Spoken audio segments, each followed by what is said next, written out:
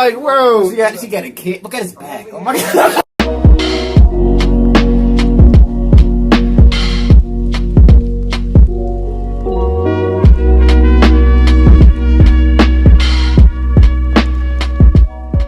What's up, y'all? Welcome back to another reaction. We're reacting to the biggest scam in the history of mankind, Hidden Secrets of Money, episode 4 with Mike Maloney. I've checked this guy out a few times because, I've been trying to learn about the economic system in America and how everything really works. What is money? What does it mean? What does it actually do? What is its value? What does it mean to have money? Like, does it have any actual value if you store a mass amount of it, or should you be trading your money? Like, is that the point of it? I don't know. But this is basically him going in on the. I don't know if he talked about the Federal Reserve, but I think he talked about the idea of the Federal Reserve and necessarily how they created this monetary system around where they create dollars in amounts out of nowhere. They can just keep printing endless amounts of money. Look, they make these type of things difficult on purpose, so it's hard to understand or hard to explain to your friends. But he's got to be able to watch these. I plan on watching videos like this a few times so I can be able to sit down and talk to friends and family and be like, hey, this is what it means. But if you want to see more of these money videos, these economic, financial videos, let us know in the comments. Hit that like button, subscribe, and share. So we're at 10K subscribers. Really appreciate your support. We'll hunt rent. See you next time. You are about to learn one of the biggest secrets in the history of the world. It's a secret that has huge effects for everyone who lives on this planet. Most people can feel deep down that something isn't quite right with the world economy, but few know what it is. Gone are the days where a family can survive on just one paycheck. Every day it seems things are more and more out of control, yet only 1 in a million understand why. You are about to discover the system that is ultimately responsible for most of the inequality in our world today. The powers that be do not want you to know about this, as this system is what has kept them at the top of the financial food chain for the last 100 years. Learning this will change your life because it'll change the choices that you make. If enough people learn it, it'll change the world because it'll change the system. For this is the biggest hidden secret of money. Never in human history have so many been plundered by so few, and it's all accomplished through this, the biggest scam in the history of mankind.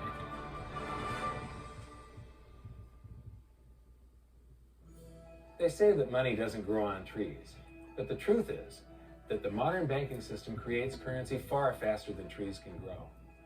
Most people don't have a clue how currency is created. Economists and bankers make it sound so complex that people think they can't understand it. But I'm going to strip our monetary system down to its essence so that you can see the scam behind the curtain and just how it affects you. Every modern society creates currency in pretty much the same way. But since the US dollar is the majority of the world's currency, I'm going to use the United States as our example. It all starts when some politician says, vote for me and I'll make sure the government provides you more free stuff than my opponent will. But there's no such thing as a free lunch. So to provide that supposedly free stuff, the politicians vote for the country to spend more than its income. This is called deficit spending. To pay for that deficit spending, the Treasury borrows currency by issuing a bond. So what's a bond?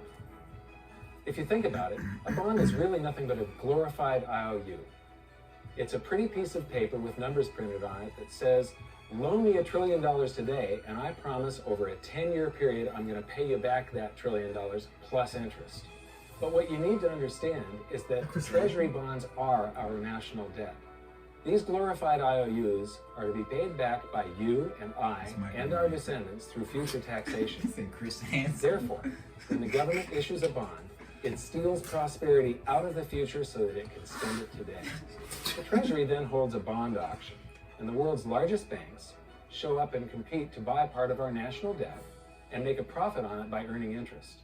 You'll notice that as we move through this process, the big banks are there, taking a cut every step of the way. This isn't by chance, as you'll see shortly. Then, through a shell game called open market operations, the banks get to sell some of those bonds to the Federal Reserve at a profit. To pay for the bonds, the Federal Reserve opens up its big old checkbook and writes bad, bogus, counterfeit checks that should bounce because they're drawn on an account that always has a zero balance. There isn't one penny in there. To quote from the Boston Federal Reserve, when you or I write a check, there must be sufficient funds in our account to cover that check. But when the Federal Reserve writes a check, there is no bank deposit on which that check is drawn. When the Federal Reserve writes a check, it is creating money. The Fed then hands those checks to the banks, and at this point, currency springs into existence.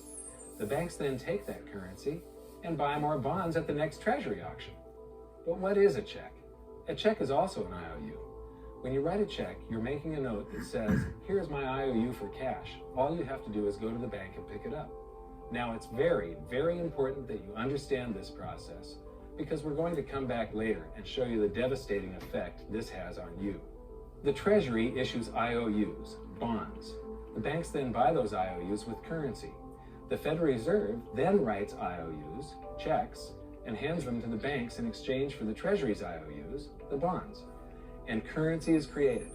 So what's really happening is the Federal Reserve and the Treasury are just swapping IOUs, using the banks as middlemen, and abracadabra, presto, currency magically springs into existence. This process repeats and repeats over and over again, enriching the banks and indebting the public by raising the national debt. The end result is that there's a buildup of bonds at the Federal Reserve and currency at the Treasury. This process is also where all paper currency comes from. The Federal Reserve and the government mistakenly call it base money because they didn't watch episode 1 of this series and they don't know the difference between money and currency. But I will correctly refer to it as base currency because it is not money. It is currency, and as we've learned, there is a big difference. Money has to be a store of value and maintain its purchasing power over long periods of time. We learned in episode 1 that earlier in our history, our paper currency was just a claim check. It was a representation for real money of intrinsic value, the gold and silver that was held on deposit at the Treasury. You could walk into any bank and slap your currency, like say a $20 bill, on the counter and redeem it for real money, a $20 gold piece. But now, this base currency that's piling up back here is really nothing but a receipt or a claim check on an IOU, that bond. So it's really nothing but a supply of numbers. The Treasury then deposits the newly created currency into the various branches of the government, and the politicians say, hey, thanks for that. And the government does some deficit spending on public works, social programs, and war. The government employees, contractors, and soldiers then deposit their pay in the banks. Now, this may come as a shock to you, but when you deposit your currency more with money. the bank, you're not actually depositing it into an account to be safely held and trust-free. Instead, you're actually loaning getting money from the your government, and the money you make give and back to within the certain banks. legal limits, they can do with it pretty much anything they please. This includes gambling in the stock market and loaning it out at a profit. But like what he said there, real quick, we didn't ever get to watch the first part. We'll probably go back and check that out. But he said the difference between currency and money. Currency, our American dollar is not a physical, like, it's not like gold that has a standard everywhere around the world and it will remain that standard for the next 200 years.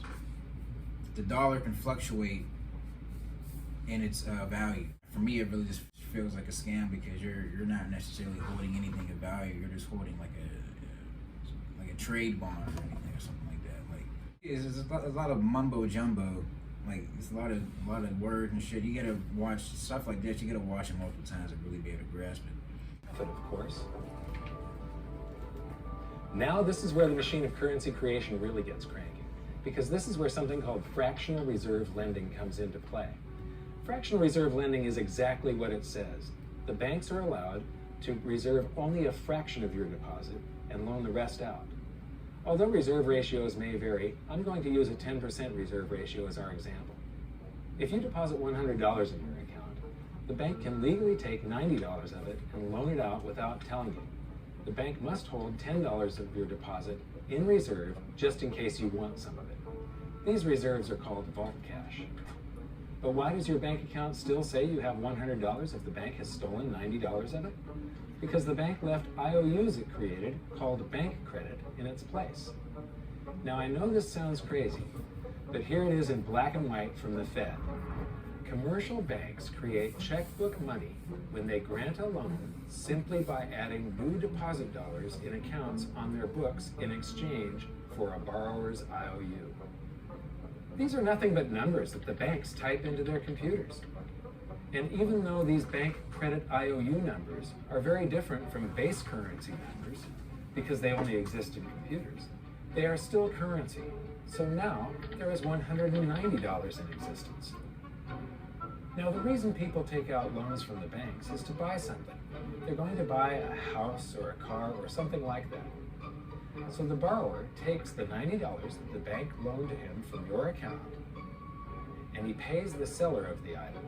But then the seller deposits that currency into his account, and his bank loans out 90% of that and leaves bank credit numbers in its place. So now there's $271 in existence. This process repeats and repeats until under a 10% reserve ratio, an initial deposit of just $100 can create up to $1,000 of bank credit, all backed by $100 of vault cash, just 10%. But as I said, reserve ratios vary wildly. On some deposits, it's 10%, on others, it's 3%, and on some forms of deposits, reserve requirements are 0.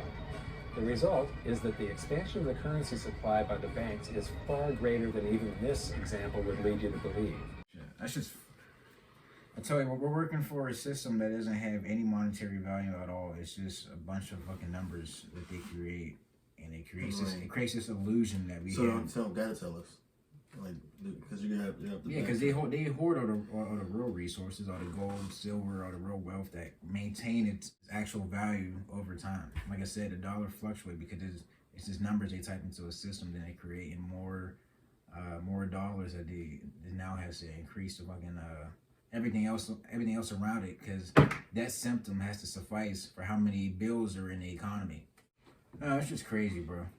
Like I said, I really just want to be able to dive deep into it. I mean, I've been looking into this stuff, so I might as well just, get into some of this stuff with y'all. If you're interested, you can watch the video. Let us know if you want to see more of this stuff down in the comments.